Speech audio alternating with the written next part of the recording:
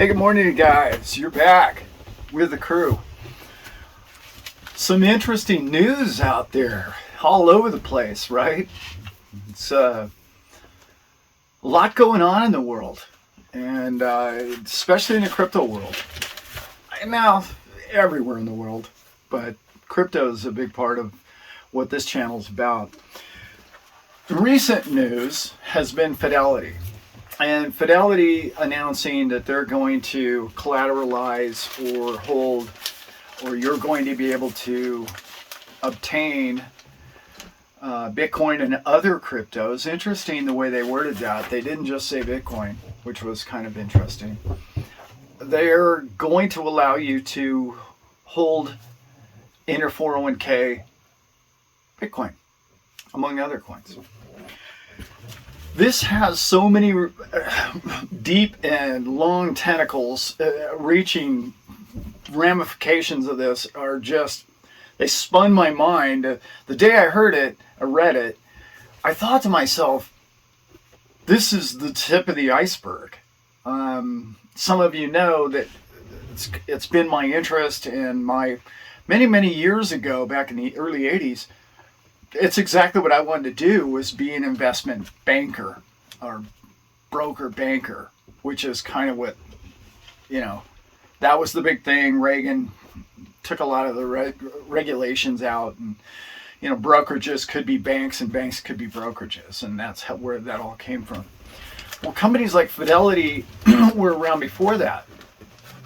So they have had an inside track to this whole process about, well, that's really the way they think. They think in more secured, collateralized assets, because they're more of a bank, believe it or not, than they are a brokerage.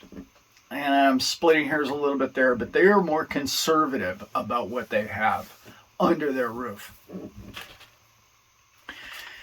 You probably already know, if you follow crypto, there's 20 million people that have Fidelity 401k accounts.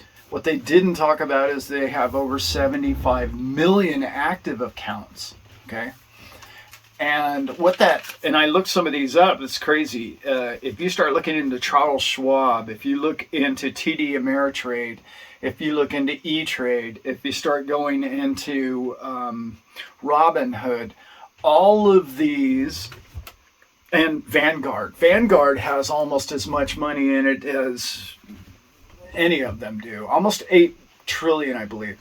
The total of this was over 40 trillion. $40 trillion under roof and assets. Now, I understand a lot of those are not 401k. But why wouldn't you want, if it's already under your roof, why wouldn't you want that to be part of your investment portfolio if you only had, let's say, a mutual fund with Fidelity or TD Ameritrade? TD Ameritrade, you can already start buying some cryptos and whatnot, so they're kind of already in this conversation. I want to reflect back what happened in 2018 when I very first heard about Fidelity was even looking into this.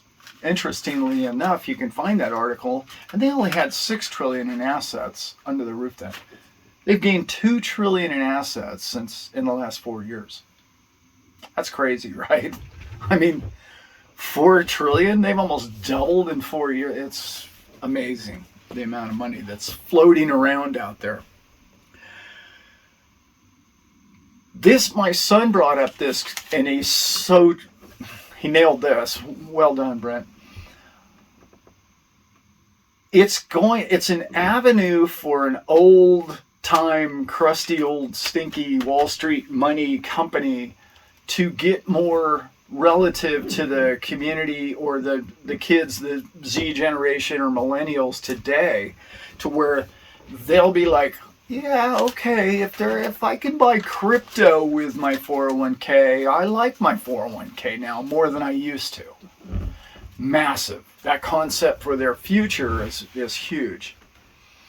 It's also got some huge ramifications under the fact that they will hold that much Bitcoin under their roof. Big. That's a big factor for them. stability for the future because they're not sure what's going to be the most valuable asset, right? In this, it's 2022.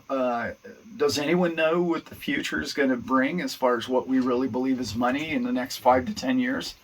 Probably the US dollar, but shit, it could be gold the way things are going. It could be crypto. It could be oil. Who knows, right? So having the Bitcoin under your roof is a very important factor, and it's really kind of what I want to talk about now. Let's say that you have a 401k and you've got, just for easy numbers, you've got $1 million in this account.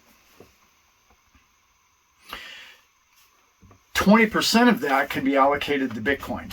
That gives you, $200,000 worth of Bitcoin in your account. And you say, well, okay, well, that's pretty neat. Can't really retire on that, but, what if I sold my Bitcoin? Well, you're not going to have to any longer, and this is why, and this is kind of the first light bulb. The day I read the article, really the light bulb went off in my head, and this is big. One of the things that a lot of people don't understand is you can borrow against your 401k. Yeah. You can sell your 401k and take a penalty if you're under the age of 59 and 60, 59 and a half, you'll take a penalty if you're under it. That's quite steep, and you really don't want to do that. What most people don't understand is there's just as many people, especially in the trying times that we live, you can borrow against your 401k with virtually no penalty, provided you pay it back within 5 years. Now, if you don't pay it back within 5 years, you take a pretty stiff penalty. I believe it's 10% of your total, not borrowed, your total account. Not positive about that, but it's pretty steep. But that gives you 5 years to pay a loan back to where you don't have to sell your Bitcoin. That's a light bulb moment for a lot of people, because a lot of people don't know this, but most of us that are into Bitcoin or crypto in particular, we know that if you take a capital gains, that's exactly what our Congress and Senate's all about these days, is trying to find ways to tax you on capital gains and any income that you make anywhere. In fact, they're even writing bills right now that says, we're going to tax you on future profits. I know it's only for the billionaires, right? That's what they said. But interestingly enough, in 1913, they said that federal income tax would only be for billionaires or millionaires. Yeah. And that sort of spread, didn't it? Like, kind of everybody pays income tax now, federal income tax. Anyway, the neat part about this is you can borrow against your 401k. Well, let's say you wanted to buy a car. I don't know how many of you out there are familiar with Robert Kiyosaki? I don't know. Not Japanese, so I probably butchered that. He has Rich Dad, Poor Dad. And he's brilliant books. I have not read the book, although I've heard so many people reference it. I feel like I know it pretty well. That's his whole concept, and crypto people's concept or beliefs now is be your own bank. One of the concepts in his book was that you could borrow against your home's assets for things that you needed in your life and then pay it back. So in essence, becoming your own bank. He did it with HELOCs, home equity loans. I'm suggesting that you could, in the future, do this with your 401k. Let's say you needed a new car, right? So let's say you had $200,000 in Bitcoin, earlier referenced. So you borrow the 200. You borrow the, God knows what cars will be worth by the time you borrow one, but they seem to be going crazy these days. Let's say you spent $50,000. You could borrow that $50,000 and you'd have 5 years to pay the $50,000 back. Interesting, right? Well, The neat part is you're not making a car payment. You are taking a risk because what if Bitcoin doesn't go up in value? But if Bitcoin goes up over the next 5 years, you quite possibly paid, especially if it goes up $50,000, or that would be 25%, correct? If Bitcoin went up 25% in the next 5 years, it would pay for the car outright. Free and clear. Just an interesting angle, something, that's how my mind works when I hear or read news about what they're doing, because I understand a little bit more than maybe the average guy, but I don't know everything there is to know about 401ks, but it was the first thing to cross my mind.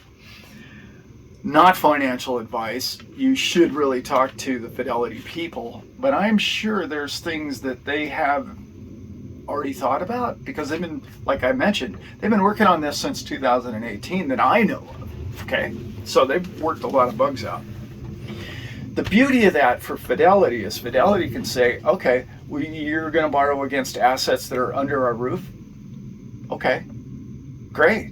That's very secure for them. The money or the digits never left their building, never left their account. That's very secure. It's also been rumored, not out there yet, but they will be paying a dividend for you to place your Bitcoin within their system. That's even bigger yet, because if you look at Celsius Network and Grayscale, and there's many other businesses out there, and other videos we've talked about that, they're actually paying you to keep your Bitcoin with them. This is going to be a competition, which is how I want to get to the bottom of this video. The competition between Ameritrade and everybody else is going to get quite stiff. It's going to lead into, as many people in crypto already know, DeFi. These people are all getting into DeFinance. Digital assets are going to be generating positive income because they're going to be competing against Vanguard, against TD Ameritrade, and they're going to have to compete as far as who pays what interest on you keeping the coins under their roof. That's a win-win for all of us. This is traditional banking. This is not really necessarily the future of crypto. And in many of our videos, we talk about on-ramps and off-ramps. That is not really what this is. This is old Wall Street style of business that I believe will have to be flexible because of companies like Grayscale and Celsius, like I mentioned. They're going to have to get creative for you to keep your money there because, like Brent mentioned, the millennials and Gen Zs are looking for other alternatives, and those other alternatives don't have 25,000 employees that have been there working there forever. They have less overhead and easier ways to, let's say, cut their budget and make an easier commission to you. Faster, more efficient, more secure way of you banking for yourself through software like Celsius. This is just the tip of the iceberg of what's going on with Fidelity and banking around the world, and people are starting to understand that this is a secure asset, and people are, the oldest bank in the world, New York Mellon, already understands its collateral. This is huge, people. This is happening now. Just think of all those people that don't know really how to buy crypto. You can buy crypto real easy now. You call your broker or you text your broker and say, I want, think about this, 20% up to 20% of my assets under their roof in my 401k into Bitcoin or Ethereum or whatever your flavor is or whatever they end up offering to us. That's huge because you don't have to know how to use a wallet or, you know, even how to use a laptop. I mean, you can just call your broker and make it happen. That's a big factor. And I just explained another thing that's very big, and I know you all got it, which is you don't have to sell your Bitcoin. You just don't have to sell your Bitcoin. Your Bitcoin can stay with them under their roof and with you and under your roof, and you can borrow against it through Fidelity. Those are all huge factors, and they're coming our way, and they're coming fast, and it's really going to be fun to watch. So I'm going to try and end it here, and I've got a bunch more about Fidelity, but I've got also more videos about how creative financing and banking is changing and evolving, and how the pressures of other companies are going to pressure Fidelity in the future. With that, guys, I think I'm going to finish it there, and I hope you guys got something from this. And I'm going to try and do many more videos in the future with a bigger concept, maybe a bigger picture than just simply reading the headlines. You know, like reading the headlines, people don't deduct a lot of those things that we just discussed in this video. Many of you smart people out there did, and probably 25% of the people who watch this video are smarter than I am about this stuff. So you're probably yawning back there in the background. Anyway, guys, it's been fun doing it with you guys. And if you like the content and you think it's creative, please leave a message and a like, and let us know what you think about it. Okay, guys, I'll be back. Bye.